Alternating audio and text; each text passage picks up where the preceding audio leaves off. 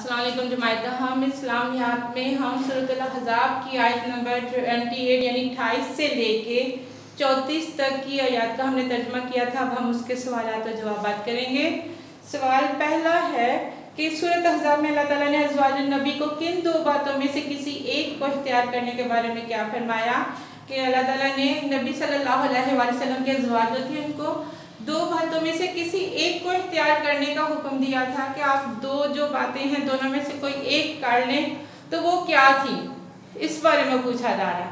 कल मैंने आपको बताया था कि हालात जब बदले, बाकी के सहाबा के अज़वाजुन नबी जो थी वो भी बाकी के सहाबा की भी जो अज़वाज थी तो वो भी बड़े अच्छे थे। उनकी लाइफ जो कह लें ज़िंदगी गुजारने के जो तौर तरीके थे बेहतर होते गए, मुसलमान खुशहाल होते गए।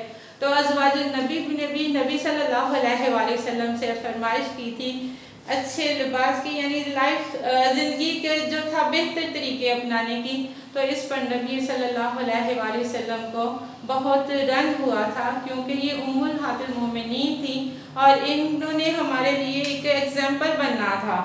तो इस वजह से ये बात जो थी नबी पाक सल्लल्लाहु अलैहि वसल्लम को नागवार गुजरी। तो कुरान मजीद में है, तो जवाब की तरफ आ जाएं। अल्लाह ताला ने फरमाया है कि ए पैगंबर अपनी बीवियों से कह दो कि अगर तुम दुनिया की ज़िंदगी और उसकी जीनत और आयश चाहती हो तो आओ मैं तुम्हें कुछ माल देकर अच्छी तरह से रुखसत कर दूँ, और अगर तुम खुदा और उसके पैगंबर और आखिरत के घर की तलबगार हो तो तुम में से जो नेक अमल करने वाली हैं उनके लिए खुदा ने अजर अजीम तैयार कर रखा है। यानी दो बातें फरमाई गई कि नबी सल्लल्लाहु अलैहि वसल्लम को कहा गया कि अपनी बीवियों से कह दें अगर तो वो दुनिया की ज़िंदगी चाहती हैं, उसकी जीनत और आयश चाहती हैं, तो फिर आप इन्हें कहें कि आओ मैं तुम्हें कुछ माल देकर तो अच्छी तरह से रुखसत कर देता हूँ, फिर जैसे मर्जी है ज़िंदगी आप गुजारें। और अगर तुम खुदा और उसके पैगंबर और आखिरत के घर को चाहती हो तो तुम में से जो नेक अमल करेंगी उनके लिए खुदा ने अजर अजीम तैयार कर रखा है। यानी दोनों बातों में से किसी एक को अपनाने का हुक्म दिया गया था। और अज़वाजुन नबी ने कहा था कि या रसूलल्लाह सल्लल्लाहु अलैहि वसल्लम हमें खुदा और उसका पैगंबर और आक़िबत का घर चाहिए, और वो उसके ऊपर भी राजी हुई थी। फिर आ जाए सवाल नंबर 2 की इन आयत में अल्लाह ताला ने रसूलुल्लाह सल्लल्लाहु अलैहि वसल्लम को की अज़वाज मुतहहरात को किन अहकाम व आदाब की तलकीन फरमाई है।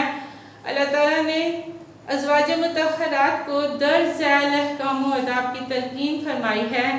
नबी सल्लल्लाहु अलैहि वसल्लम से सरी शाइस्ता हरकत ना करें, नरम और दबी ज़ुबान में अजनबी मर्दों से बात ना करें। कि यहाँ पे औरतों को हुक्म दिया गया है, अज़वाजुन नबी भी। और अगर ये देखा जाए कि अगर ये हुक्म अज़वाजुन नबी को आया है तो इसमें हम तमाम मुसलमान औरतों ने उन्हीं को ही फॉलो करना है ना, उन्हीं की पैरवी करनी है ना। तो ये हुक्म है कि नरम और दबी ज़ुबान में हमें गैर और अजनबी मर्दों से बात नहीं करनी चाहिए, क्योंकि ऐसा ना हो वो लोग जिनके दिलों में मर्ज होता है, बीमारी होती है, तो वो गलतफहमी का शिकार हो जाए।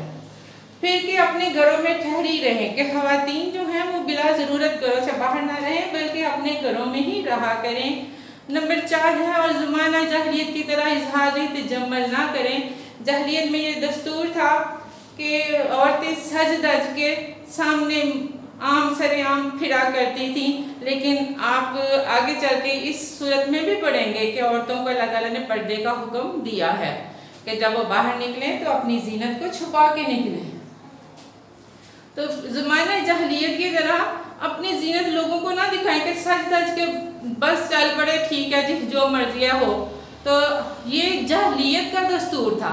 हमारे इस्लाम ने औरत को कहा है कि वो अपने आप को ढांप के चले और ज़माने जहलियत की तरह इजहार तजम्मुल ना करें, नमाज कायम करें, ज़कात दें, अल्लाह और उसके रसूल की अताअत करें और अल्लाह की आयात और हिकमत की बातें याद रखें। प्यारे बच्चों, ये था हमारे आज के सवालात और जवाबात। बाकी हम इंशाअल्लाह कल करेंगे। अल्लाह हाफ़िज़।